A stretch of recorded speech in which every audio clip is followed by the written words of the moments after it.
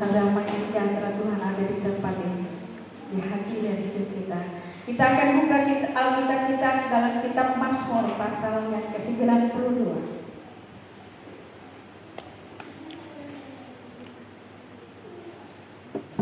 Ayat yang ke-13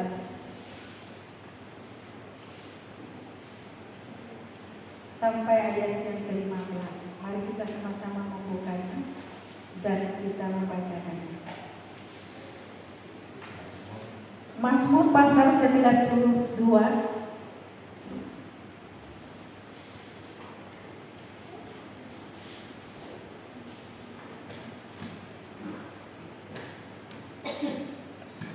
ayat 13 hingga ayat 15.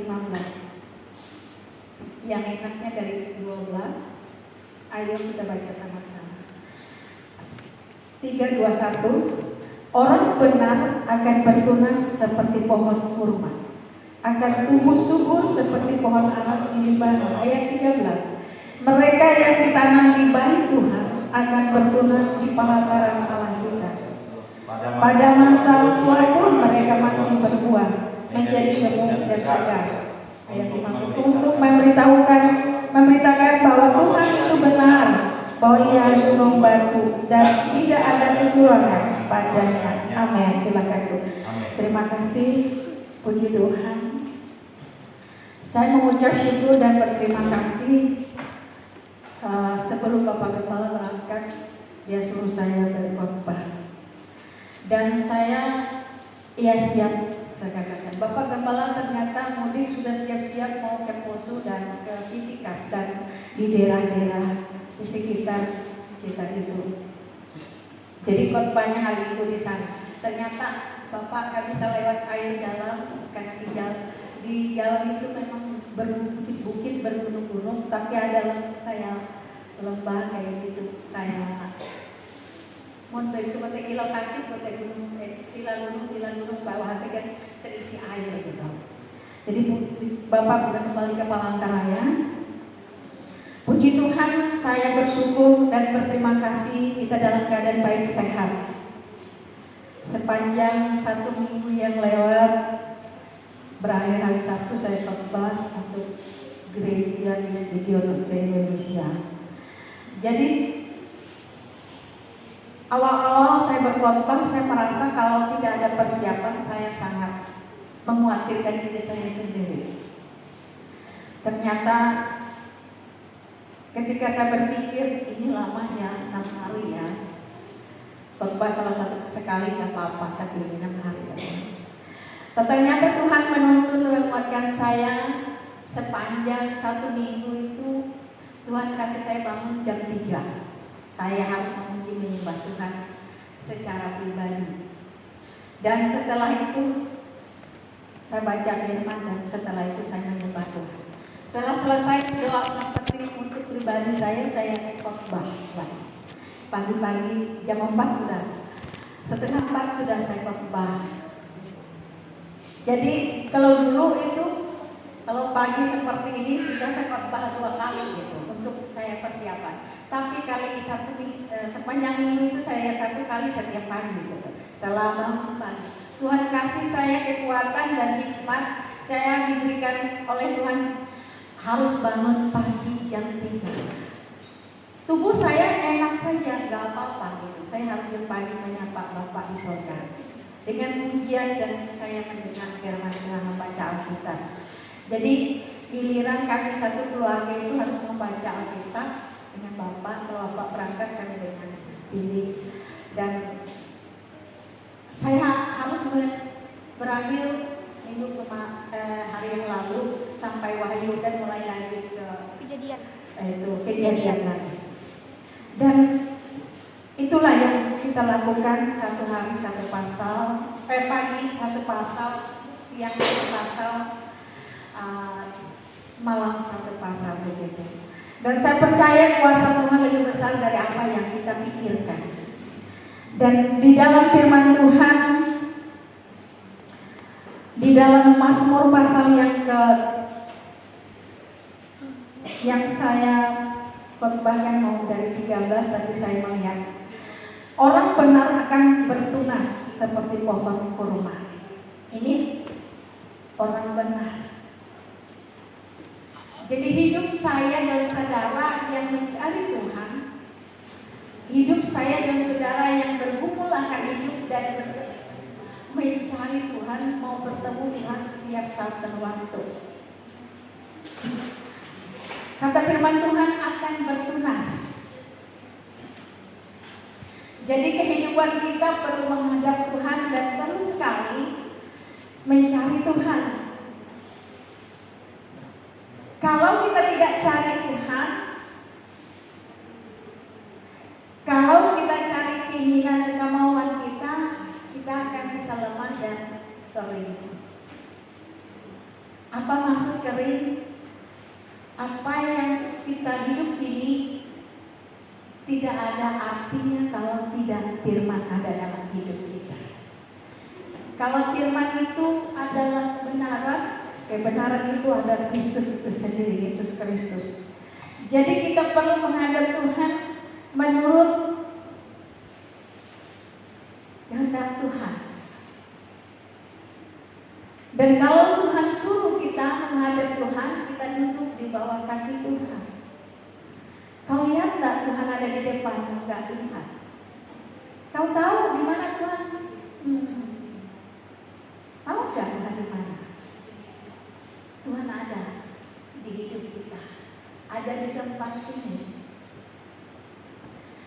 Dan kita menghadap Tuhan dengan hati yang sungguh-sungguh sukacita.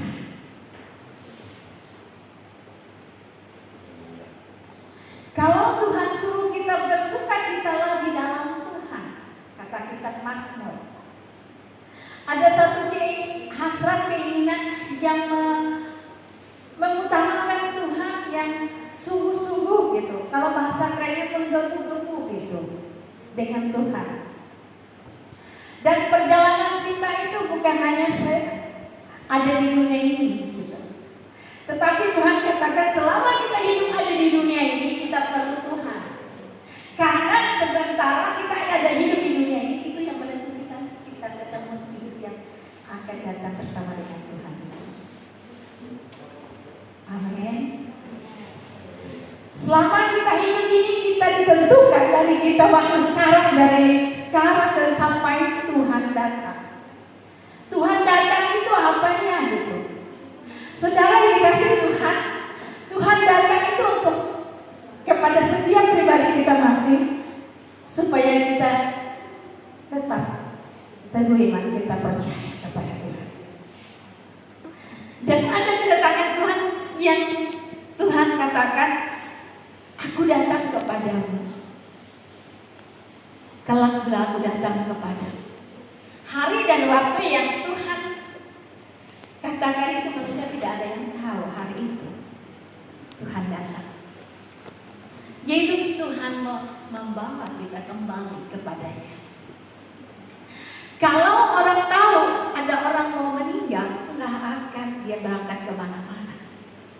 Kalau manusia tahu kalau hidupnya akan diambil Tuhan, nggak ada yang akan pasti siap-siap.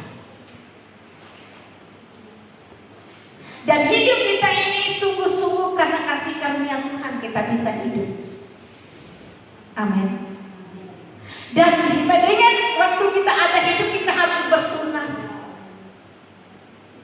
Hidupmu yang tumbuh, kata firman Tuhan, seperti pohon korma dan tumbuh subur seperti pohon Libanon. Saya tidak mengenal pohon Libanon, tapi firman Tuhan berkata demikian. Saya jangan nanya apa itu, di mana itu pohon Libanon yang tumbuh subur.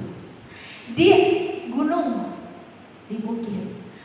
Dia tinggi menjulang dan daunnya hijau dan subur, batangnya besar-besar. Gitu. Kalau dikatakan subur dan bertunas seperti pohon korma.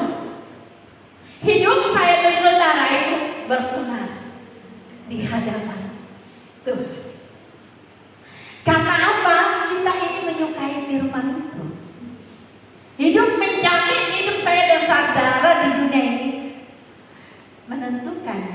sampai kau kembali dijemput oleh Tuhan. Kebenaran firman Tuhan. Menyukai firman Tuhan itu bukan suatu kebiasaan, tapi suatu hal yang rutinitas hidupmu butuh Tuhan. Kalau tidak cari Tuhan, kalau tidak berdoa, rasanya kurang. Bagaimana sih kita bisa bertumbuh dan bertunas kalau tidak kita mendekat diri kepada Tuhan? Dalam kitab Mazmur pasal 1.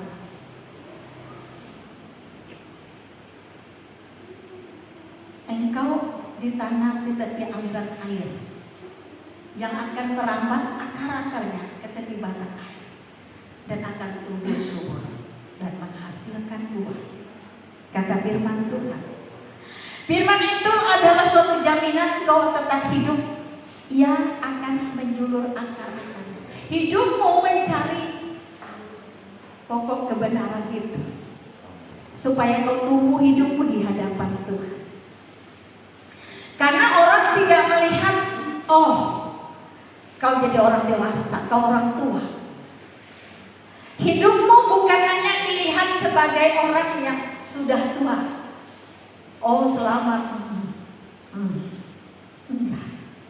Jaminan hidup kita adalah kita yang membawa diri kita kepada Tuhan, mendengarkan, membaca, merenungkan firman Tuhan siang dan malam. Kalau siang dan malam nggak tidur, nggak bekerja, enggak. Hidupmu beri waktu untuk Tuhan. Karena kita hidup ini akan ada ujungnya. Ujungnya apa? Tuhan datang. Amin. Kalau Tuhan datang kepada kita semua, nggak pilih, oh, aku lagi ada bisnisku, oh aku lagi ada menghidupkan anak saya 4 gitu. Belum selesai. Tidak. Tuhan panggil, Tuhan bawa kita menurut kehendaknya Tuhan. Ada bapak gembala berangkat. Dia sudah sampai di ujung kampung yang tempat bapak. Tajungan, Sungai. Desa Tajungan. Desa Tajungan. Tumbang Miri. Setelah kampung berapa ujungnya? Ada berapa kilometer bilang bapak? 12 kilometer nyampe Tajungan. Tidak ada penduduk dan tidak ada orang. Jarang seperti ada di jalur Banjarmasin kalau pas Palangkaraya banyak orang. Seperti dia dari Palangkaraya ke Kuala Kurun banyak orang yang sampai ke Tumbang Miri bisa ketemu orang. Tapi dari batas itu yang 12 kilo itu sampai ke Tajungan nggak ada orang, penduduknya nggak ada kampung. Dia bilang siap-siap saya mau masuk ke arah Tajungan. Mah, berdoalah. Waktu dia katakan seperti itu saya seperti diingatkan langsung. Nggak nunggu gitu. Saya baru tiba di rumah pulang sekolah. Saya tiba di kamar pas dia telepon saya. Lepas tas langsung duduk saya. Tahu saya kalau dia medan seperti itu dia butuh dukungan doa. Saya duduk langsung. Seakan-akan kekuatan saya itu hanya datang duduk di kaki Tuhan saja. Berperang dalam pikiran saya orang ada di jalan gak ada gitu. Motor dan apapun ia alami di tengah jalan 12 kilo itu siapa yang bisa nolong? Saya percaya Tuhan Yesus yang menolongnya. Saya duduk dan saya tersungkur di kaki Tuhan. Tuhan Yesus engkau saya hamba. Motor yang ia pakai kendaraan dari mesin yang baik, normal, baik rem gigi gas dan sampai apapun yang dalam yang ia gunakan membuat motor itu berjalan normal. Dan pelihara dia dan bahkan dia tujuannya di desa Tajungan. Seakan-akan saya tidak bisa cuma lepas tas dan baju dan pakaian saya nggak lepas. Saya duduk di kaki Tuhan. Dan pernah juga saya katakan di negara Israel, Netanyahu mau ditangkap oleh PBB, tentara PBB. Langsung yang datang ke muka saya itu, karena saya mendukung dan saya like dalam acara Israel itu. Wajah Netanyahu itu datang di depan saya. Saya melihat, saya memandang itu tetap tidak berubah. Saya lihat bahwa tidak berubah, ada dia di depan saya. Saya dukung doa, Allahmu yang kau sembah, Allah Abraham, Ishak dan Yakub Allah Israel akan menolongmu. Ada Tuhan di kiri kanan, di muka belakang, di sampingmu, atas bawah. Engkau akan selamat dan Tuhan akan melindungimu di mana engkau berjalan. Like titik. Tuhan Yesus baik. Saya duduk tersungkur itu tersujud, saya Tuhan berkati umat Israel. Saya ada di Indonesia, saya memegang puncak jubah Yesus. Saya tahu Israel itu kota yang dipilih Allah. Tuhan Yesus hadir di dunia ini. Kakinya berpijak, tanah itu kudus. Tetapi manusia tidak kudus, sering berbuat jahat. Tuhan itu baik bagi setiap kita. Hidupmu dan hidup saya milik Tuhan. Tapi kadang-kala hati kita itu tidak pada Tuhan. Kita ada di gereja, misalnya pikiran kita mengawang-awang. Dan jauh apa yang kita pikir. Sedang badan ada di gereja. Kenapa? Pikiranmu belum dikontrol oleh Roh Kudus. Kau mengizinkannya untuk hal-hal yang dunia. Tapi Tuhan Yesus, hari ini kita semua ada dikontrol oleh Tuhan Yesus. Amin. Roh Kudus ada di sini, Tuhan Yesus ada di sini. Kau tidak melihatnya, tapi pemimpin pujian ada Yesus di sini. Tuhan Yesus ada di sini yang membuat kita bisa bersuka cita, bergembira, memuji, memuliakan Tuhan. Saya percaya kita yang datang, kita mendapat bagian kita dari Tuhan. Amin. Apa bagian kita? Keselamatan dan hidup yang kekal dari Allah. Kelak iman dan perbuatan yang kau lakukan kepada Tuhan, Tuhan menguduskan hidup. Menguduskan hidup saya dan saudara, supaya tidak bercacat celah di hadapan Tuhan. Kalau firman itu mengubah hidup saya dan saudara untuk memberikan kekuatan, teguhkan hatiku, untuk menguatkan engkau di kala engkau susah, untuk dihiburkan engkau. Di saat engkau sakit, Tuhan menjadi penyembuh dan bagi tubuh kita. Di saat engkau putus asa, ada penghiburan yang Tuhan berikan hidupmu supaya kau tidak terlena dengan masalah hidupmu. Karena masalah itu bisa menyerang siapa kita. Tak pilih dia pendeta, tak pilih dia hamba Tuhan atau jemaat. Tapi ada yang bedanya kita. Firman itu menolong kita. Firman yang kau dengar itu, yang masuk dari kiri dan kanan yang kita dengar itu menolong hidup saya dan saudara. Itu yang menguatkan kita. Tidak lepas dari proses hidup. Tidak lepas dari masalah. Pendeta juga ada masalahnya. Ada pergumulannya. Tapi jangan tukar Yesus dengan apa yang kita mau. Waktu saya pernah saya sakit, sepanjang umur paling saya sakit pilek batuk. Tetapi ketika saya jatuh, lemas, tapi tubuh saya ini tetap berseru, Tuhan Yesus tolong. Seakan-akan saya tidak punya kekuatan. Kok hilang kekuatan, tubuh saya nggak kuat berdiri, kayak terhuyung gitu, kayak dihempas angin. Dan saya lemas dan berbaring, duduk di kursi saya, dan jantung saya, karena saya yang salah minum kopi gitu. Makanan itu bisa juga untuk kesehatan, makanan itu juga bisa membuat kita kena penyakit. Dan saya percaya hidup saya dan saudara, kalau Tuhan ingatkan kita, Tuhan supaya kita berjaga-jaga dan berdoa.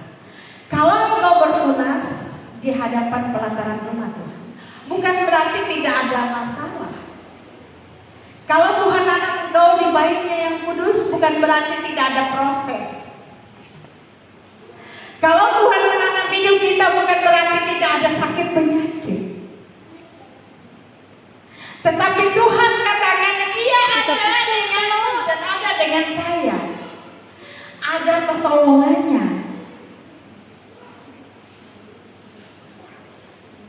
Ada kebaikan Tuhan di dalam setiap pribadi kita masing-masing. Saya yang khotbah hari ini, saya katakan karena saya berkata, sewaktu berapa bulan yang lewat, atau 1 tahun, atau yang berapa bulan yang lalu, tahun yang lalu, atau tahun ini aja, saya berkata dengan Tuhan, kan setiap saya berdoa, Tuhan berkati kami, hamba-Mu yang menyampaikan maupun mereka yang mendengar, kami sama-sama diberkati Tuhan. Saya rindu, saya bisa khotbah, saya dengar, telinga saya mendengar khotbah, saya berbicara, tapi percaya Roh Kudus yang berbicara dalam mulut tidak saya. Dan setelah saya khotbah, saya duduk dan berdoa di kamar. Tuhan, saya bilang, tadi saya katakan saya mendengar, saya mau juga diberkati Tuhan. Saya mau kembali dengan apa yang Kau katakan tadi Tuhan. Saya duduk dan saya berbaring. Langsung Roh Kudus ngomong, sepanjang apa yang saya khotbahkan itu terus disampaikan oleh Roh Kudus. Loh, kok sama? Ya, aku yang berbicara denganmu. Saya dengar dia terus berbicara. Terima kasih Tuhan Yesus. Terima kasih Roh Kudus. Saya alami itu. Apa yang saya khotbah, saya tidak bisa mendengarnya kembali, mengulangnya dalam memori saya.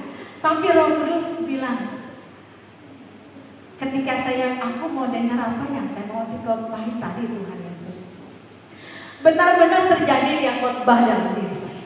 Dia sampaikan apa yang saya khotbah itu. Dia langsung gitu. Telinga saya sudah mendengar, dua-dua telinga saya mendengar khotbah saya. Itu dari mana suaranya? Tuhan Yesus berbicara.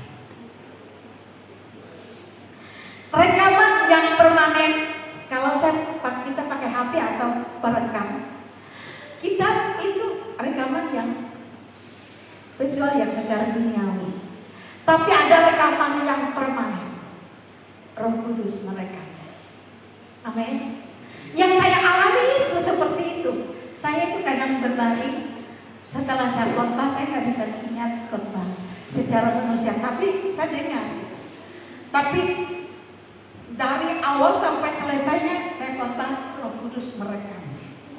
Amin. Rekaman yang permanen itu Tuhan Roh Kudus yang merekam. Karena saya pernah mengalami itu. Saya pernah berkata, aku mau ingat Tuhan. Kau yang Kau sampaikan tadi, aku kan mau diberkati juga apa yang Kau sampaikan. Memang tubuh saya yang Kau pakai, tapi saya tidak bisa mencernanya secara langsung. Dan benar-benar terjadi saya alami. Dan sering saya berkata, tadi nggak mereka bilang, tapi saya khotbahi apa Badila? Roh Kudus tahu apa yang kau ada di hatimu, apa yang di pikiranmu. Engkau berseru dengan Tuhan yang kau ucap. tidak kau ucap, Tuhan dengar. Amin. Dan waktu saya kemarin 2 minggu yang lewat, Bapak Gembala itu pergi cari sebelum yang minggu yang kemarin, dia cari perjamuan kudus bulan yang lalu. Dia itu berangkat, saya ibadah. Sepanjang ibadah itu saya dibawa dan berdoa dan saya menyembah Tuhan. Saya menyembah Tuhan, saya duduk dan sujud di kaki Tuhan. Saya tahu saat saya berdoa, Tuhan Yesus ada. Apakah yang ada di surga atau di bumi ini ada di depan saya percaya Tuhan Yesus ada. Amin. Dan saya katakan Tuhan Yesus, bahwa aku selalu ada di hadapan hadirat-Nya. Pelihara kamu di hatiku dan pikiranku, roh dan jiwaku. Dan saya mau bersama Engkau naik menginjak gunung batumu yang kudus itu, naik bersama Engkau. Dan ketika saya berbicara, langsung suasana itu berubah dan saya melihat diri saya berjalan, dan saya berjalan naik ke gunung dan saya sampai di puncak dan saya melihat ada taman yang hijau. Dan suasana itu saya mau berhenti sampai saya lihat Bapak Gembala datang dan ada di rumah. Maka saya melihat kaki saya tetap dalam suasana hadirat Tuhan. Saya melihat itu pohon yang menghijau dan di tanah itu tumbuh subur itu rumput-rumput yang hijau dan indah, menarik gitu. Dan saya percaya hati kita yang apa yang keluar dari mulut dan hati kita nyatu dengan Tuhan, maka Ia akan memperlihat dan berarti doamu, doa saya, engkau sedang dibawa oleh Tuhan. Baik, amin. Engkau yang berdoa bukan sekedar kau. Jangan kira orang tidak tahu si hati kita. Oh, memang orang manusia tidak tahu. Tapi Tuhan tahu apa yang di hatimu. Kalau kau berkata baik-baik memberkati orang lain, pasti baik yang kau terima.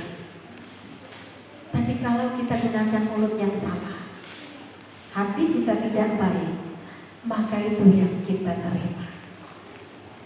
Dan hati-hati saat kita berucap, Tuhan ada di saat kau berdoa. Makanya saya takut kalau waktu berdoa, Tuhan, aku menuntut dia, balas kepada dia, saya gak berani. Tapi apa yang kau kerjakan Tuhan yang terbaik bagi saya dan untuk hormat dan kemuliaan bagi Nama. Karena kita hidup ini bukan hanya hidup untuk makan, hidup untuk sekarang ini, tapi hidup yang sekarang dan untuk yang akan datang menentu kau dari dunia ini. Apa yang kau buat, apa yang kita ucap, apa yang kita katakan, apa niat kita, apa yang kita lakukan, terekam di hidup kita di hadapan. Karena yang merekam kita bukan manusia, Roh Kudus. Dan kamera yang sangat sempurna itu Tuhan Yesus. Saya pernah mengalaminya kamera itu. Tadi dia bilang, waktu saya peperangan doa, siang-siang iblis itu nyerang. Dia bisa buka pintu, dia bisa mendengarkan langkah kaki dan suara yang berbunyi seperti langkah kaki manusia. Orang gak ada, tapi saya ada, datang dari sekolah. Oh, langsung saya berdoa, Tuhan Yesus tolong, hamba tidak bisa menghadap dia. Dengan tubuh jasmani saya yang berperang dengan yang tidak saya lihat. Berdoa dan saya baru naik ke atas loteng, yang tempat di mana suara itu. Saya buka pintu kamar, tidak ada semua orang. Tapi suatu saya dengar memang seperti ada orang. Dan sampai saya di atas loteng merinding, saya seperti di suasana itu sudah ada dia kuasai rohani. Itu bukan hadirat Tuhan, tapi kuasa setan, roh kegelapan. Lalu saya berdoa, Tuhan Yesus, Engkau lebih besar dan berkuasa dari roh yang luar biasa, punya langit, bumi, laut dan segala isinya. Engkau yang menciptakan hidup saya dan memberi hidup itu bagi saya. Setan tunduk dan takut di bawah kaki. Hamba mengangkat tangan, tanda saya mengakui Engkau Tuhan Yesus. Pergi kau setan, keluar engkau dari tempat ini. Saya teriak. Makanya kalau saya berdoa dengan setan teriak, keluar engkau setan dari hatiku, keluar setan dari tempat ini. Amin. Kalau kau tidak mengusirnya, setan itu, kadang setan itu dungil. Tahu, saya rasa dia berdungil. Ia mau itu. Ia lihat sampai di mana kemampuan. Yesus yang ia lihat dalam hidup saya tidak akan pernah kalah. Akan menghancurkan iblis itu. Waktu peperangan itu sampai berapa? 1 jam sampai perang melawan setan. Malamnya saya lihat, saya berkata, siapa nonton diri saya sendiri dan saya lihat apa yang saya lakukan waktu siang. Dan setan itu memang benar-benar lari.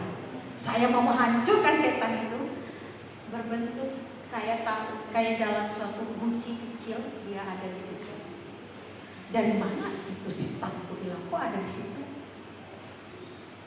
Darah Yesus yang berkuasa sehingga saya mau menghancurkan dalam guci itu. Rupanya dia lari tunggang langgang.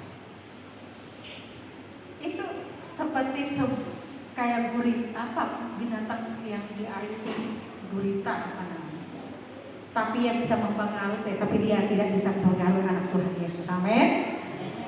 Hidupmu tidak tahu kapan itu musuh bisa datang.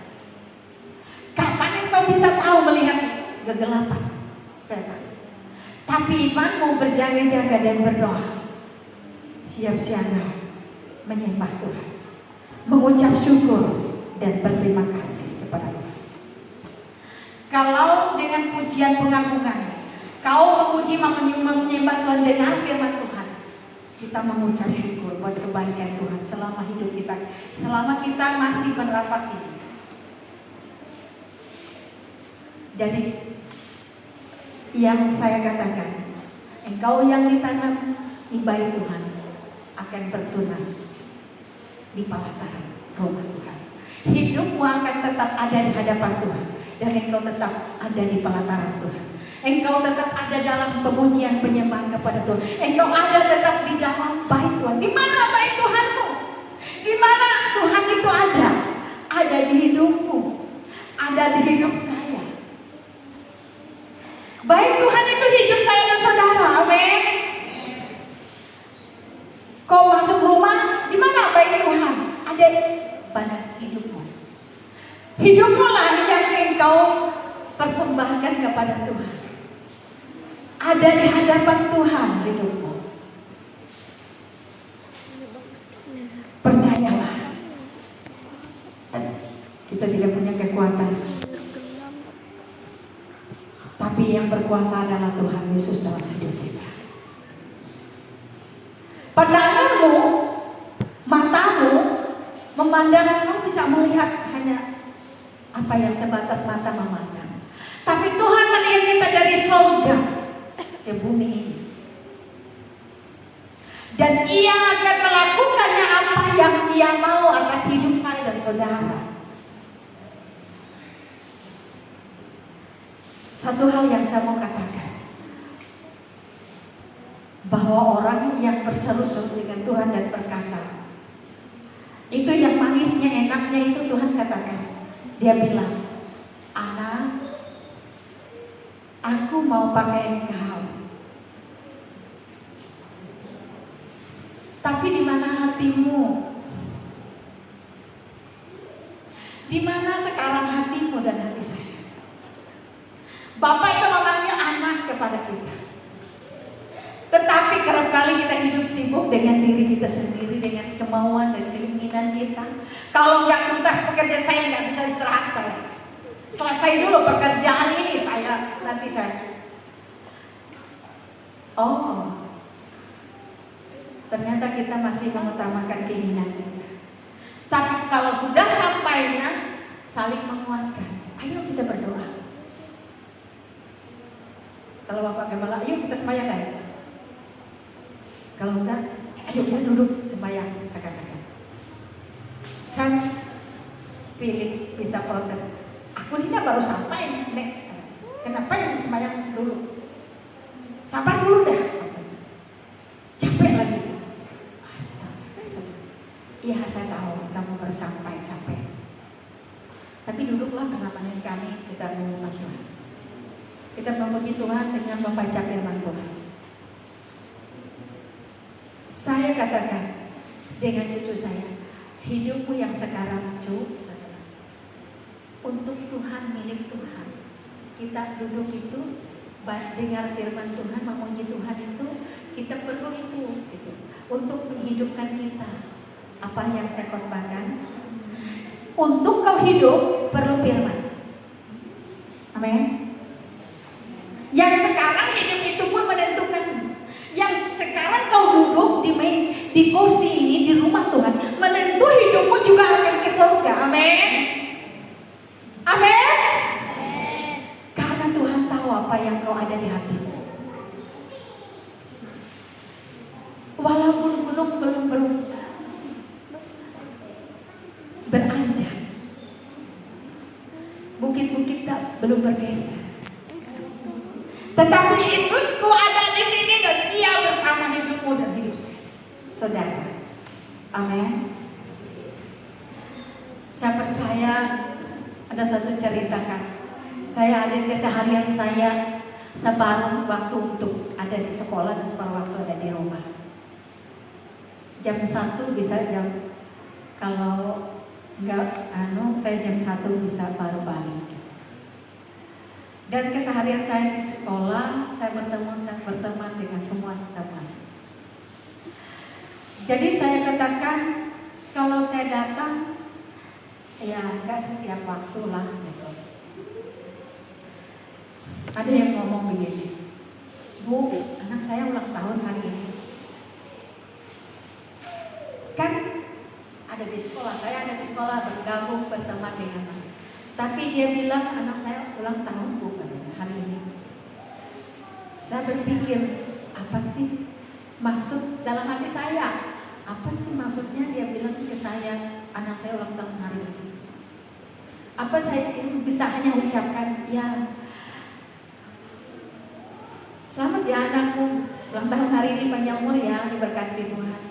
Itu lain, berbeda agama.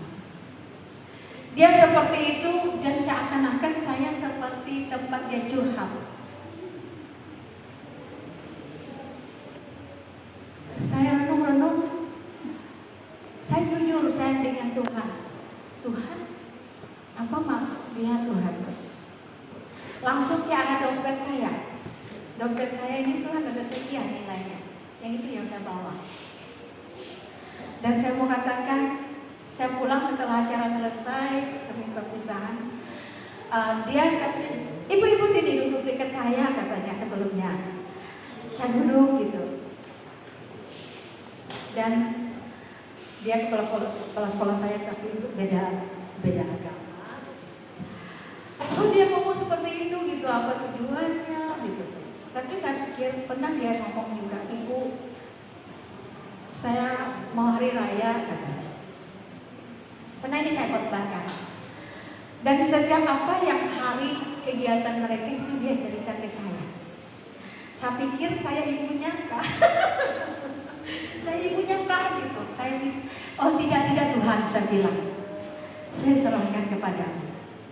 Saya periksa dompet saya dan saya. Walaupun apa yang ada di dompet itu seadanya. Aduh Tuhan, aku serahkan kepadamu, aku selesai. Gitu. Aku selesai, aku berikan aja. Saudara yang dikasih oleh Tuhan, kehidupan kita itu harus tetap tumbuh subur.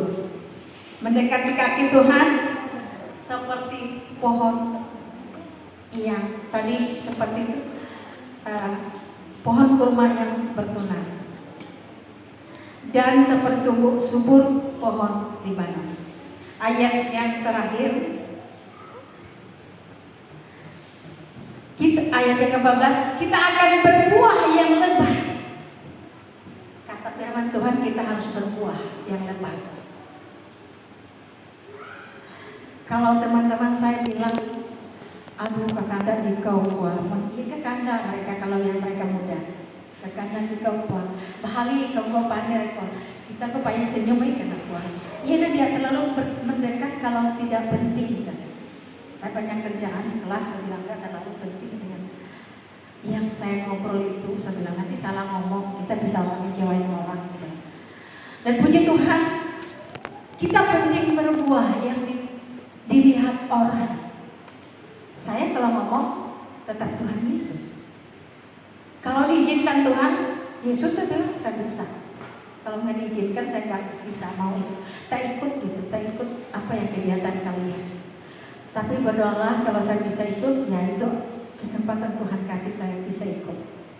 Apapun yang saya ucapkan, mereka tidak pernah komplain karena agama saya. Kalau agama dia ngomong apa saja saya enggak. Saya tetap permuliakan Tuhan Yesus dalam hidup saya. Di mana Yesus dipermuliakan? Di tetangga? Di sekitar kiri kananmu atau di orang? Atau Yesus dipermuliakan dalam diri kita? Amin. Amin. Puji Tuhan, Yesus dipermuliakan dalam hidup kita. Itulah yang dapat kita buat untuk orang lain bisa mendengar Injil. Injil itu kebenaran. Pada mulanya firman itu bersama dengan Allah. Firman itu adalah Injil itu kekuatan Allah yang menyelamatkan. Kalau di Alkitab orang Yahudi maupun orang sekarang orang Yahudi jauh di Timur Tengah. Orang Yunani orang yang di luar Yahudi. Jadi saya dan saudara. Amin. Saya dan saudara orang Yunani yang sekarang bisa dicangkokkan melekat dengan pokok anggur yang benar. Kebenaran itu Yesus. Puji Tuhan, ayat yang terakhir 15.